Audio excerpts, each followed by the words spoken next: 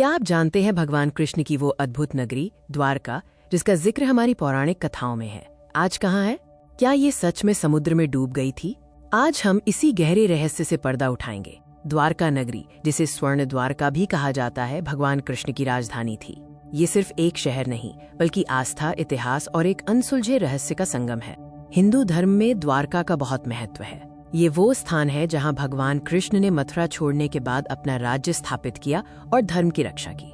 पौराणिक कथाओं के अनुसार कृष्ण के स्वर्गारोहण के बाद ये नगरी समुद्र में समा गई, लेकिन आज भी समुद्र के नीचे इसके अवशेष मिलते हैं जो इस कहानी को सत्यता प्रदान करते हैं। चलिए जानते हैं वो पौराणिक कथाएं जो हमें द्वारका नगरी के जन्म से लेकर उसके अंत तक की कहानी बताती हैं।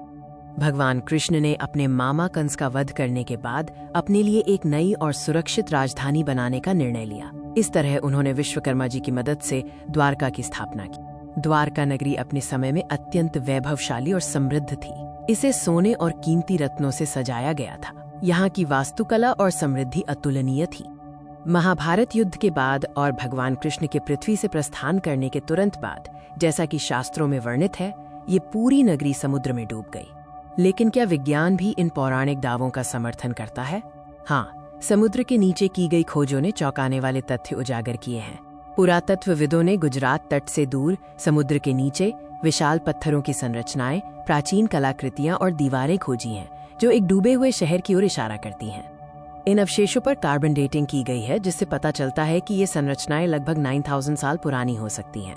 ये महाभारत काल के साथ मेल खाता है। कई पुरातत्वविदों का मानना है कि उन्हें वास्तव में भगवान कृष्ण की पौराणिक द्वारका नगरी के भौतिक अवशेष मिले हैं। ये भारत के इतिहास की एक बड़ी खोज है। आज गुजरात के तट पर एक आधुनिक द्वारका शहर बसा हुआ है, जिसे देवभूमि द्वारका के नाम से जाना जाता है। यहाँ प्रसिद्ध द्वारकाधीश मंदिर स्थित है, जो भक्तों के लिए एक महत्वपूर्ण तीर्थ स्थल है और माना जाता है कि इसे कृष्ण के पोते वज्रनाभ ने बनवाया था। आज भी लोग प्राचीन द्वारका के जलमग्न अवशेषों के लिए समुद्र तट पर जाते हैं, जहां उनकी आस्था और इतिहास का मिश्रण होता है।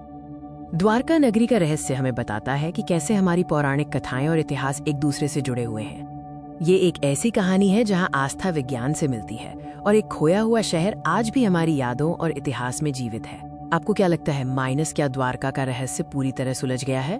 अपनी राय कमेंट बॉक्स में जरूर बताएं और हमारे चैनल को सब्सक्राइब करें।